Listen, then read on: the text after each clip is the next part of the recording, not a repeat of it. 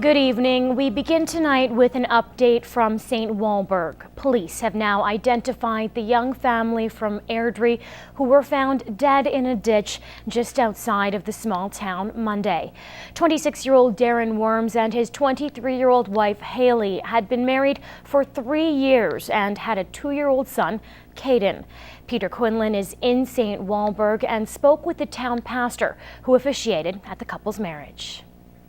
It's being called one of the most horrific events this community has ever seen. Just days after 3 bodies were found just outside St. Walburg, residents are still in shock over the loss of their neighbours. They are concerned, like any reasonable community would be, probably a little more concerned than in a big city.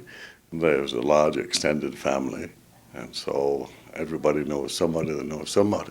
The family was avidly involved in the community as well as the church.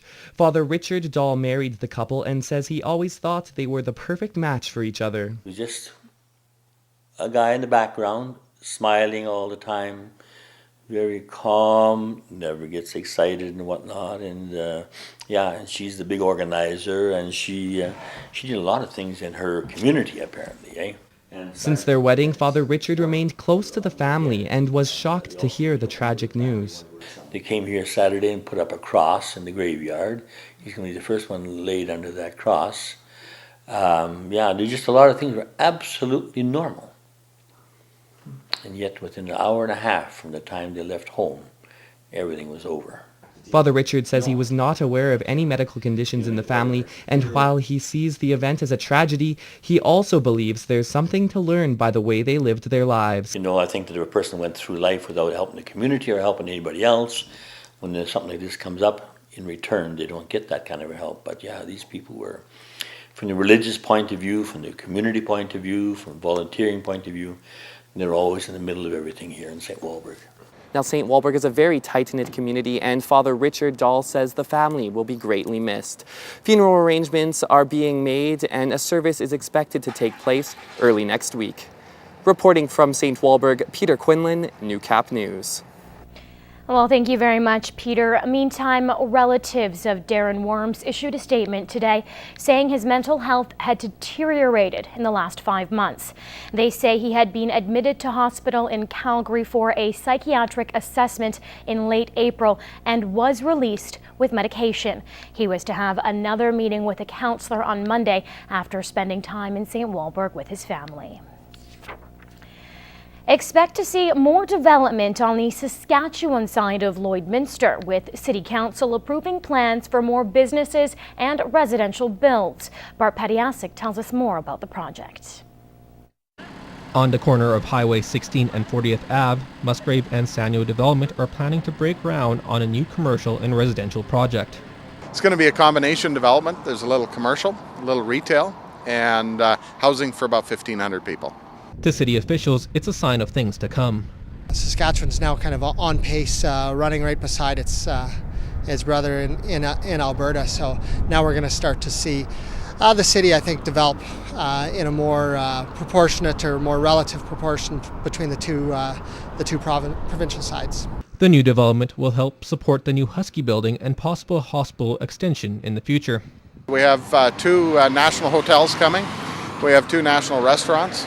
We have a full-service gas bar, state-of-the-art, really beautiful facility with car wash and everything. And there's some smaller retail moving in. So in general, we're pretty excited about what's happening. Construction is expected to start in the fall. Bart Pediasic, Newcap News. STARS Air Ambulance is a well-known emergency service, but due to some restrictions, we haven't been able to utilize its care as much as we'd like to here in the border city. But some good news out of the most recent council meeting. STARS will be making a lot more stops in Lloydminster. Elise Cox brings us the story. STARS Air Ambulance is expanding into Saskatchewan, which is good news for Lloydminster. I think it's a great news that STARS is coming here now, that they've got longer range equipment. That puts us in a sweet spot, whereas before we were actually isolated. The helicopters have limited range, and their bases in Edmonton and soon to be in Saskatoon. Helicopters can get to Lloydminster, but they can't get back. due to limited fuel. Lloydminster will become a shared area between the Edmonton and Saskatchewan base, but fuel is still an issue. They'll have new helicopters coming soon, hopefully in Edmonton this fall and Saskatoon in a year and a half or so. STARS has purchased 2 new AW139 helicopters. These are much larger, much faster than our current fleet of BK-117 helicopters. The first of those 2 Alberta-based helicopters will be operational out of Edmonton, we anticipate late this year, and that will allow us to fly unrefueled out to the Lloydminster area when requested by local services. And the city has plans to make our hospital helicopter accessible. What we might want to consider in the long-range plan or medium-range plan is, can we help make that even better? And that would be better by having some landing ability close to the hospital. Currently, helicopters are only able to land at the airport, about a 15-minute drive away. If it's 14 to 20 minutes in a life-saving circumstance, that could be the difference between life and death. And once bases are equipped with the new helicopters, frequent travel will be possible. Elise Cox, Newcap News.